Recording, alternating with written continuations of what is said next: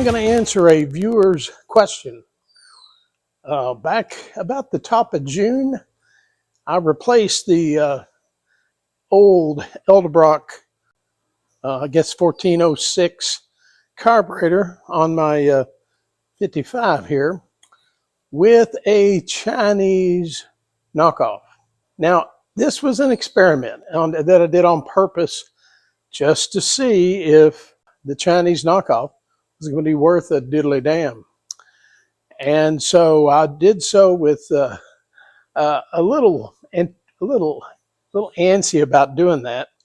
You know, even though it's considerably cheaper than a new Eldebrock, it still was about $150, and that's not chicken feed in my garage. But I thought, well, if it doesn't work, I can get a kit. And of course, the Eldebrock and the Carter AFB series, those are really easy to put a kit in, rebuild them if you take your time. And so I'd been having trouble. It was surging, just driving down the road. It was not feeding fuel very well. It was just not running well at all. The idle was up and down. And I think it just really needed a rebuild. And of course, the kits are not super expensive. And so after looking at videos about how to do it, I thought, well, I'll just rebuild it. But instead, I saw on eBay and other sites, the Chinese knockoffs. And I thought, well, I'm going to give this a shot. And I thought it might be decent content. Now, I've watched reviews from other content creators here on YouTube. And a lot of the things they say, especially the guys who are carburetor specific, and I can't remember the name of the guy that I follow pretty closely, who is really, really good on carburetors. And I learned so much from this guy. I learned I don't want to get a Holly carburetor.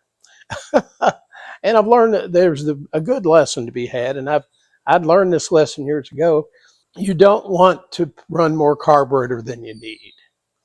You know, that 850 Holly double pumper looks great on top of that intake, but does your 350 with a very mild cam really need that kind of fuel?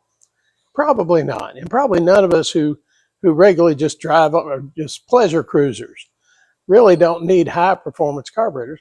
And of course, the 1406, the carburetor that I had, the original one, is not a performance carburetor, but but out of the box, new. I mean, it's a good carburetor for what you need. You know, and this the 55 has a mild cam. It's kind of got a lope to it, nothing radical, because it's, well, for one thing, it needs a good vacuum for the power brake system. So I wouldn't get very radical anyway. This was a grand experiment. I'm not going to waste $150, send it to China for a carburetor that may or may not be worth a diddly damn. Well, I took that chance. And so anyway, let's pop the hood, air cleaner off, and we'll take a look at my Chinese Eldebrock knockoff. All right, guys, that's my Chinese Eldebrock knockoff. Installed it at the top of June. So the $64,000 question is, how's it run? Well, actually, it runs really well. I have zero complaints with it. I put it on and then had to, get the idle set and the choke. And now the regular idle is a little high. It's about 900 RPM, and the cold idle is a little slow, about 600 RPM. And so I'm always afraid that it's going to die, but it never just at an idle will never die, even cold. So but it just runs great. There's no hesitation, no bogging down, no misfires, no. It's just it's doing exactly the job it needs to do. Now, I was having trouble with the vacuum lines especially for the vacuum advance. Now I've got an older HEI distributor on here, and the vacuum line I have may be just a little bit big because it kept slipping off the vacuum advance port on the distributor. So I fixed that with a zip tie around the hose just to tighten it up enough so it would stay put. But it looks fine. It works just perfect. I can't complain at all. Now, I know it's a Chinese carburetor. I know it's probably not made to U.S. specs. I don't know that a 1406 carburetor kit would even fit. Now, with that said, the carburetor came with extra parts. It came with jets and some other spare parts. And for all intents and purposes, it looks just like the Eldebrock carburetor and functions like it. Now, it doesn't have the spot for the label, and it does not use. One way to tell the difference, of course, without the label, is that the screws that hold this thing together are not Torx. They're just flat, I think, flathead screws or Phillips. Once I got the idle, fast and slow idle speed adjusted and the choke, it's been flawless and it's done a great job. Now, my wife and I, I ran this carburetor when we went to the Tri-5 Nationals, and that's a couple hours away round trip. Well, actually, a little more like 3 hours round trip. And on the highway, it just purred. It just did a fine job. And I know a purist may not like this, but if it ain't broke, don't fix it.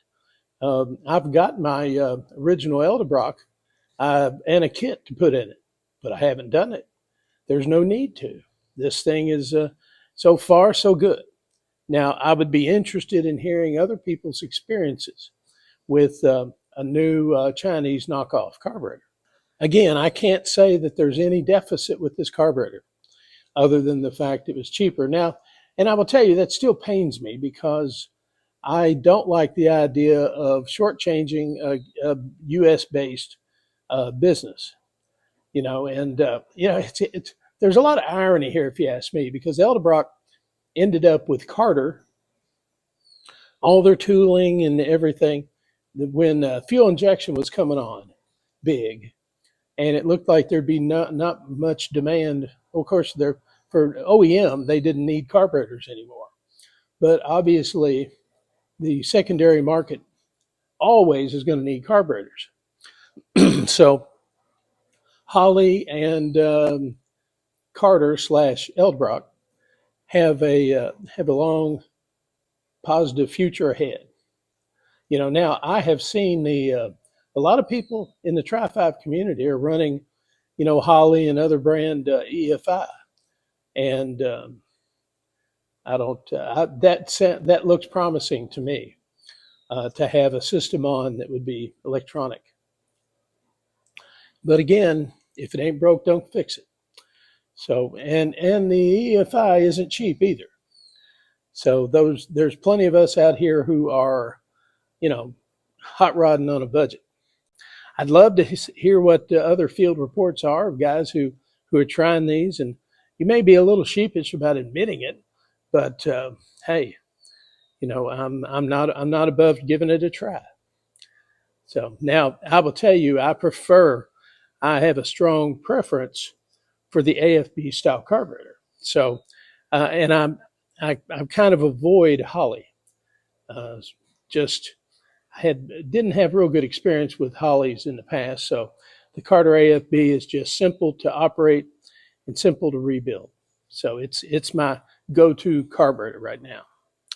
All right, guys. Well, that's it. And if any other changes come up, I will certainly keep you apprised. Thanks for watching, and we'll see you next time from here inside the Shade Tree Garage.